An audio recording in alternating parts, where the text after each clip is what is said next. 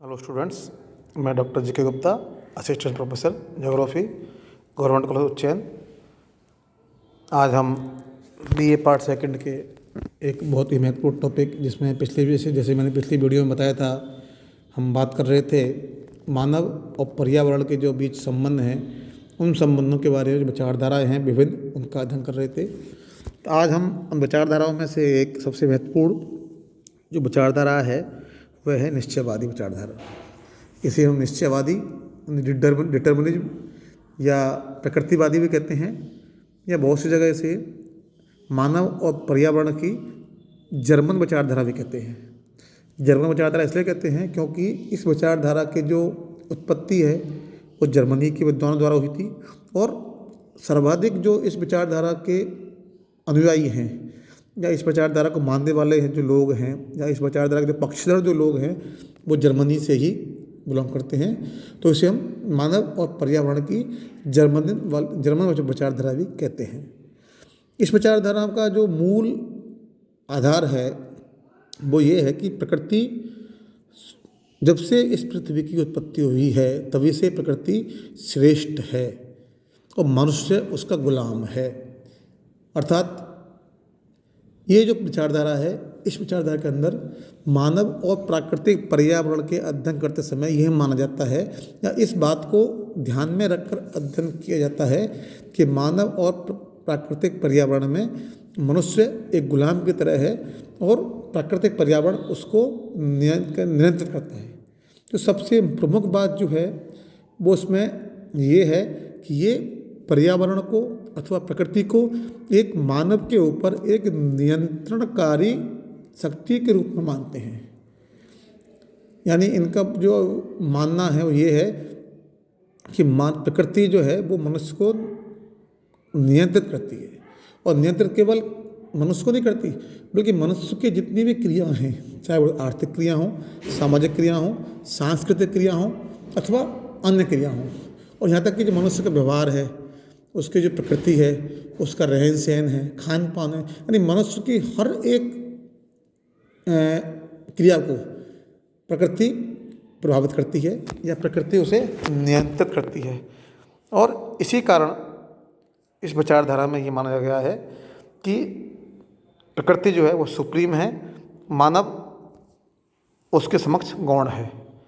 परंतु इस विचारधारा के जो अनुयायी नहीं हैं या जो विरोधी हैं, उनका तर्क ये है कि मनुष्य एक प्राणी होने के साथ साथ एक विवेकपूर्ण प्राणी है।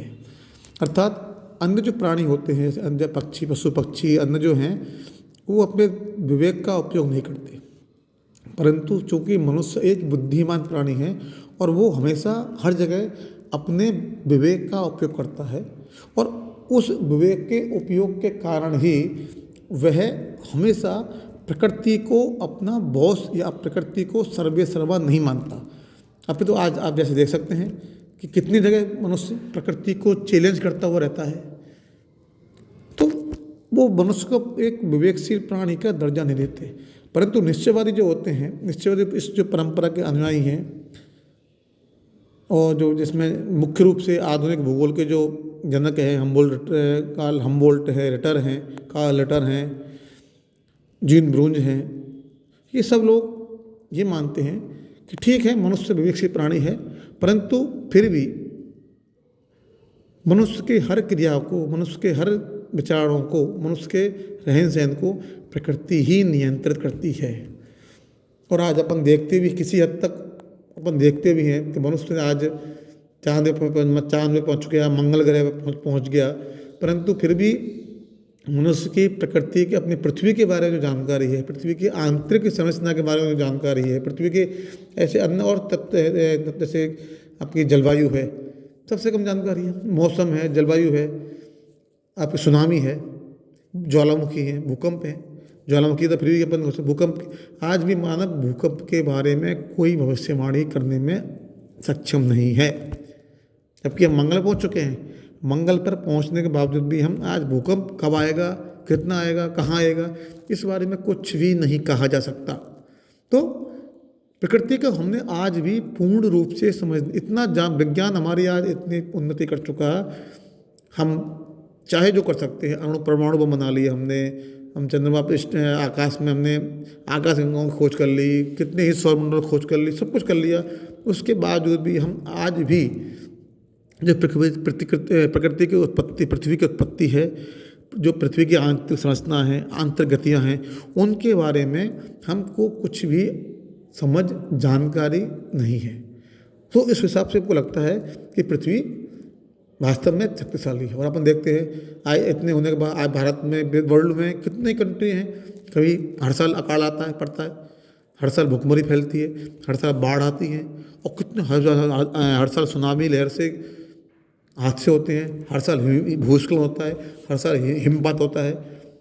तो प्राकृतिक जो आपदा है वो आज हम इतना विकसित होने के बावजूद भी विश्व में कितनी ही प्राकृतिक आपदाएं हैं जिनसे पार पाना, जैसे कितने भी सक्षम देश हैं, अमेरिका है, जापान है।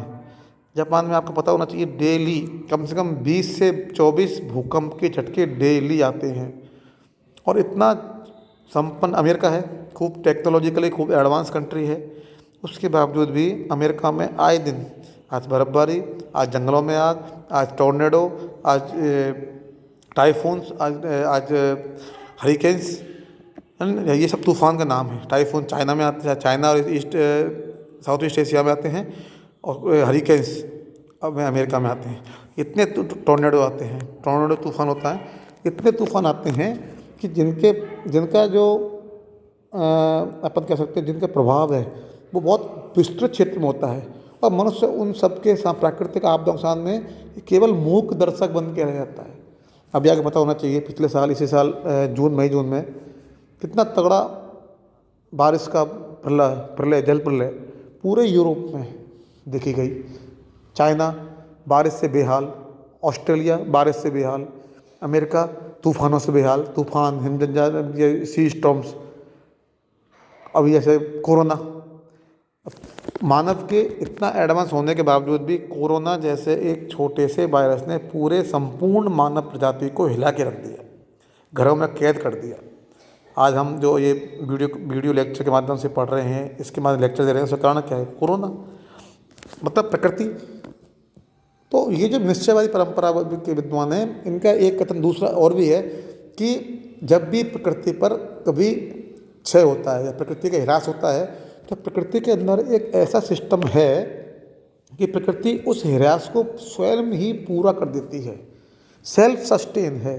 प्रकृति में ऐसे एक मैकेनिज्म है, ऐसा एक मैकेनिज्म है प्रकृति के अंदर कि कहीं प्रकृति में किसी भी तरह का ह्रास होता है, प्राकृतिक पर्यावरण में ह्रास होता है या प्राकृतिक संसाधनों में ह्रास होता है, तो प्रकृति येन केन प्रकार उस ह्रास को, उसको क्षतिपूर्ति स्वयं ही करती है।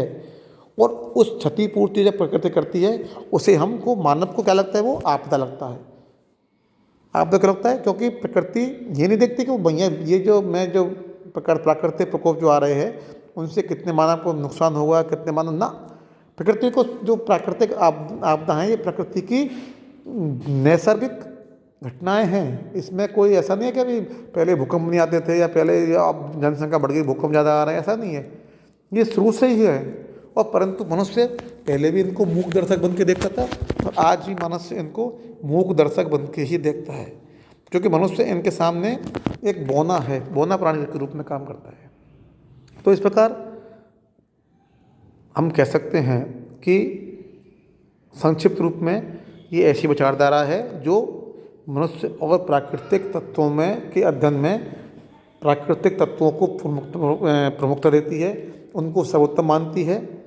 और मनुष्य को इस प्रकार से माना जाता है कि मनुष्य को जो प्राकृतिक तत्व हैं उनको सहना पड़ता है, उनके अधीन रहना पड़ता है, और उनके हिसाब से ही रहना पड़ता है। तो इस प्रकार की विचारधारा है, ये निश्चय वाली विचारधारा है। इसके बारे में इसके अलावा जो दूसरी विचारधारा है, संभववादी विचारधारा है, इसके बारे में हम अपने एक चीज़ और, निश्चयवादी परंपरा में यदि आपको ये प्रश्न एग्जाम में आता है, परीक्षा में पूछा जाता है, तो आपको जो किताब में जो इसके जो अनुयायी हैं, मुख्य रूप से जर्मनी के जो लोग इसके अनुयायी हैं, उनके बारे में आपको जरूर साथ थोड़ा इसमें लिखना है। बाकी जो मुख्य रूप से जो विचारधारा जो तत्व थे वो मैंने आपको बता दिए हैं, और अगले वीडियो में हम संभवतः बात करेंगे। धन्यवाद।